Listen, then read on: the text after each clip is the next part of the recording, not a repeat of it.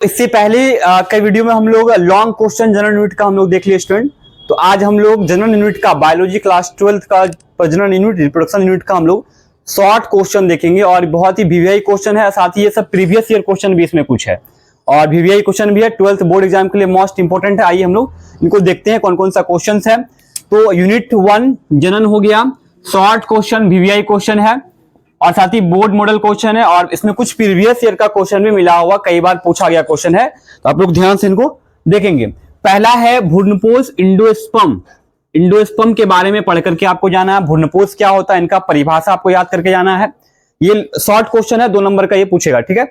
2 आभासी फल का नाम लिखिए, मोस्ट इंपोर्टेंट क्वेश्चन अब तक का। आभासी फल, ठीक है, फॉल्स फ्रूट और सत्य फल ना, दोनों पूछा जाता है, फॉल्स और ट्रू फ्रूट। सत्य फल, आभासी फल के बारे में कई बार पूछा जाता है, मोस्ट इंपोर्टेंट ये आपका हो जाएगा।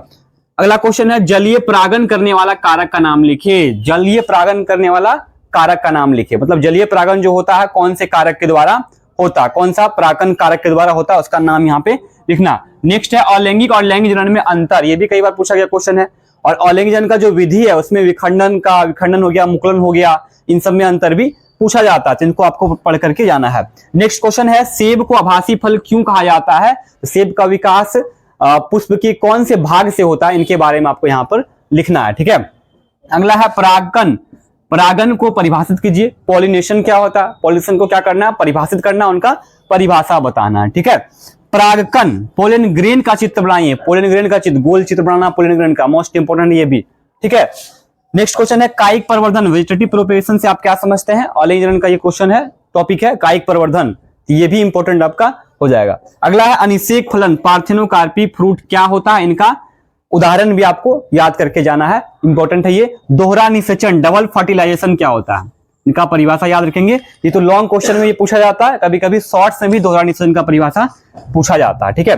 वृषण का कार्य हो गया, मोस्ट इंपोर्टेंट टेस्टिस, इसको हम लोग बोलते हैं टेस्टिस का कार्य, शुक्राणु बनाना ना, ये इंपॉर्टेंट इनका हो जाएगा।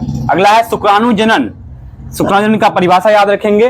और नेक्स्ट लिडिक कोशिका, कौन सा हार्मोन निकालता है, लिडिक कोशिका का क्या काम होता है, लिडिक कोशिका और सर्टोली कोशिका, याद है, शुक्राणु को पोषण देने का काम जो करता है। तो लिडिक कोशिका के बारे में और सर्टोली कोशिका के बारे में हम लोग ध्यान से पढ़ेंगे और इसको पढ़ करके आपको जाना है, ठीक है। अगला है अपरा का कार्य, मोस्ट इंपोर्टेंट। प्लेसेंटा का कार्य, कई बार पूछा गया क्वेश्चन है ना, अपरा का कार्य, ठीक है। प्लेसेंटा का कार्य याद रखेंगे।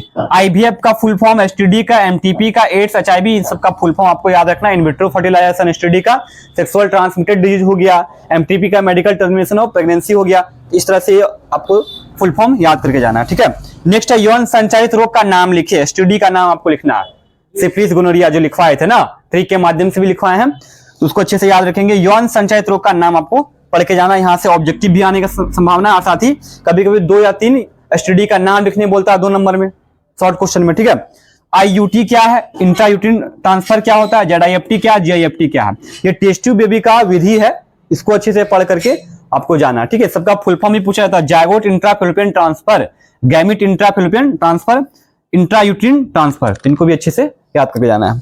अगला है जनसंख्या वृद्धि रोकने के उपाय क्या क्या हो सकते हैं। जनसंख्या को कंट्रोल करने का उपाय लिखवाए थे, 5 विधि लिखवाए थे जनन स्वास्थ्य चैप्टर में, तो आप वहां से इनको जाकर के कर सकते हैं, इंपॉर्टेंट ये भी है। और नेक्स्ट है बीजांड वृंत क्या होता है, निभाग क्या होता है और परागकोश क्या है, इन तीनों के बारे में आपको पढ़ के जाना। और लास्ट क्वेश्चन है भिन्नकाल पक्वता और टिपिटम का कार्य, तो इनको करना है ना। तो ये था शॉर्ट क्वेश्चन जनरल यूनिट का क्लास 12th का, और इनसे पहले लॉन्ग क्वेश्चन ही बना दिए, आप उनको भी देखे जा करके।